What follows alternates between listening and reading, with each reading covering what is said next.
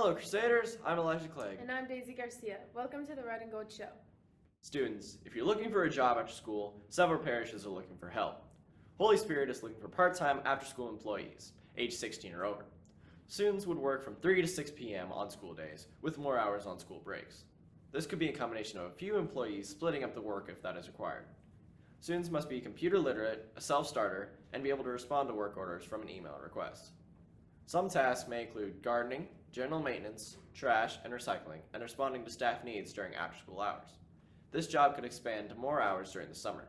For more information, send an email address to below. Remember, if you're interested in working at Little Flowers After Care program, contact Little Flowers principal at the email address below.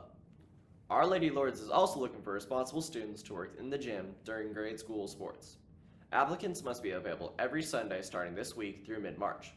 The job will also include at least one weeknight each week and some Saturdays. Please contact Gracie Oakley for details at the email address below. We're sharing stories about people who are new at Scecina this year, but one former teacher has shifted to a new role. Elizabeth Lozano and Justice Green have more on Mr. Purvis's new role. This year, Mr. Purvis made his transition from his previous role as English teacher to his new role as assistant principal. Main responsibilities is support the principal, Mr. DeLaca, and what he's doing, but also support the teachers and helping them with curriculum, helping them with if anything happens with a student, or help them just develop skills and make the class a better class. With his new role comes a variety of set tasks that differ from his duties as an English teacher. I have a set of tasks I do throughout the day. Typically, I check in with Mr. Paris and Mr. DeLaca first thing in the morning to see if something's happening there that we need to be aware of. A lot of times when an email comes in overnight, that will determine the first thing we take care of in the day or look at to see what's happening. And then when teachers need support, they can email or they can walk in. And so I try to make myself available to individuals when something happens, but also, too, there's a couple projects I'm working on, and so I budget time for that as well. So it's a balancing act of making sure I'm available, but also making sure I have time to work on projects. Though Mr. Purvis likes his position as assistant principal, he does miss the classroom and interacting with students. I miss the classroom. I do miss the classroom. I was just talking with somebody not too long ago, and it was like, oh yeah, I remember when I had that student as a sophomore, and then I thought, oh wait, I'm never going to have that, like the freshman as in a class and get to know them in that way. So, but that just means I have the opportunity to reach out to kids in the hallway, reach out to kids through extracurriculars just to get to know them. Mr. DeLaca is happy to continue to work with Mr. Purvis in his newly acquired administrative role. Mr. Purvis and I think, work together very well. We both have different roles and responsibilities inside of the school, and so when we think about the overall administration of Scecina, I think that he and I bring a lot of really great strengths, and we partner together well. Mr. Purvis has a deep love for Scecina, so that's certainly number one, a very good thing to have. Number two, his depth and knowledge in the classroom is a very strong asset as he works on how we assess students and the ways in which we create and design curriculum. And so having that love of students and of Scecina, as well as his professional experience and background, makes him a great fit.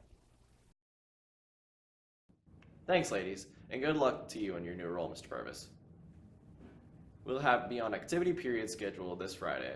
Students will take part in our annual Yellow Ribbon presentation, which is geared towards suicide prevention. If you have questions about this presentation, please see Ms. Zobel and Mr. DeLaca. Now let's go to Mallory with a look at today's clubs. Thanks, Elijah. The book club will once again hold a used book sale as a fundraiser for the club's activities. The sales will take place in late October. If you have any books you'd like to donate, please take them to the library, Mrs. Murphy's office, or give them to Miss Wetzel. Now back to Daisy for more news. Students, don't forget about the Social Studies Department trip to France, Germany, and the Alps during spring break 2021. Those who go on the 9-day trip will visit Paris, Lucerne, Munich, and more. See Ms. Rosalind or Mr. Getty if you're interested or need more information. The music department will perform a secular music concert on Thursday from 7 to 8 p.m. at Little Flower Church. Come out to see your friends perform and hear some traditional church music. Remember to vote for Marquise Edwards in the Prom Fashion Model Contest, sponsored by Louis Tuck Shop. Each person may vote once per day per device. Now let's go to Julian with a look at today's sports. Thanks, Daisy. On Friday night, the football team lost 42-21 at Lutheran. The team is now 4-2 on the season.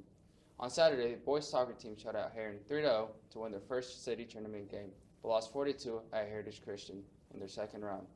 In other action, the volleyball team finished third in the Speedway invite. The team lost to Tri-West Hendricks 2-0, but swept Covenant Christian 2-0 and beat Speedway 2-1. Congrats, ladies. The boys tennis team will play at Waldron at 4:30. The JV football team will host Triton Central at 5. The volleyball team will play at Hamilton Heights with the JV playing at 6 and varsity at 7. Good luck, Crusaders. Now back to the news. That's it for today's news. Stay classy, Crusaders, and give that little extra.